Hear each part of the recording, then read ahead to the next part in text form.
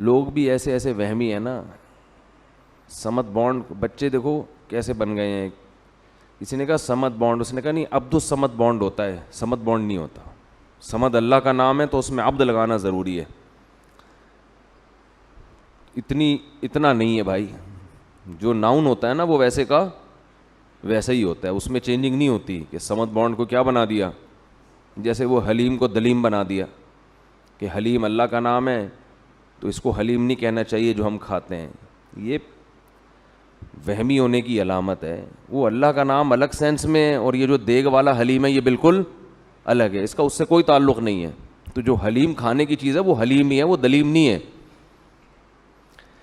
یہ جو دیندار لوگ ہوتے ہیں نا, وہ بھی شیطان ان چیزوں میں لگاتا ہے نا, عمل سے ہٹا کے. عمل سے ہٹا کے کس میں لگا دے گا؟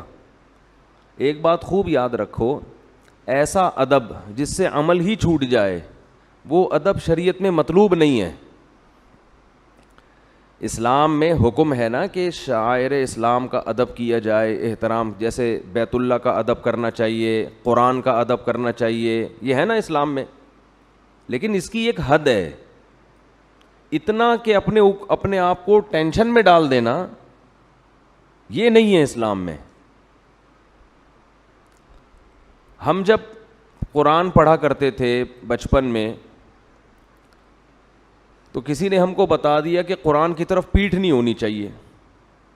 اب وہ پوری کلاس میں نا عجیب طریقے سے باہر نکل رہے ہیں کیونکہ سب بچے قرآن لے کے بیٹھے ہوئے ہیں.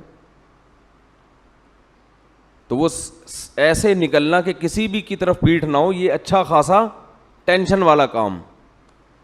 تو یہ آپ کو یہاں ملیں گی یہ چیزیں بر صغیر میں. بھائی اتنی ٹینشن میں نہیں ڈالو یار. ٹھیک ہے جان بوجھ کر نہ کریں, لیکن کہیں حرج ہو رہا ہے تو پھر اس میں کوئی حرج نہیں ہے. مسجدوں میں دیکھ لیں, اگلی صف میں تو لوگ بیٹھ کے تلاوت کر لیتے ہیں, پچھلی میں نہیں کرتے. کیونکہ پچھلی صف میں لوگوں کو یہ ہوتا ہے کہ آگے جو بیٹھا ہوا آدمی ہے اس کی پیٹھ ہو رہی ہے. اس چکر میں پوری مسجد میں ہزاروں لوگ بھی ہوں وہ قرآن لے کر تلاوت نہیں کرتے. تو یہ اپنے کو خام میں ٹینشن میں ڈالا ہوا ہے. نارملی اس کا اہتمام کر لیں, کسی کے پیچھے نہ بیٹھیں. لیکن اگر بھائی رش ہے تو پھر مجبوری ہے, یہ بیٹھ جائیں قرآن پڑھیں. نہیں یار, میرا خیال ہے بات سمجھ میں. پھر اتنا زیادہ ذہن پہ اس کو مسلط نہ کریں. گھروں میں یہ ہوتا ہے کہ کوئی قرآن لے کے بیٹھا ہوا ہے فرش پہ, تو اب دوسرا کرسی پہ نہیں بیٹھے گا. اس سے کیا ہوتا ہے کہ نیچے بیٹھ کے کوئی پڑھ ہی نہیں سکتا قرآن. ہاں اتنا کر لیں کہ ایک بندہ نیچے بیٹھا ہوا ہے تو اوپر کوئی تخت پہ نہ بیٹھے, پاؤں اوپر کر کے, اتنا تھوڑا سا اہتمام کر لیں. لیکن کرسی پہ تو پاؤں نیچے ہی ہوتے ہیں نا, زمین پہ پاؤں ہوتے ہیں. تو ادب کو اتنا کریں جتنا افورڈ کر سکتے ہیں. سمجھ میں آ رہی ہے بات کہ نہیں آ رہی؟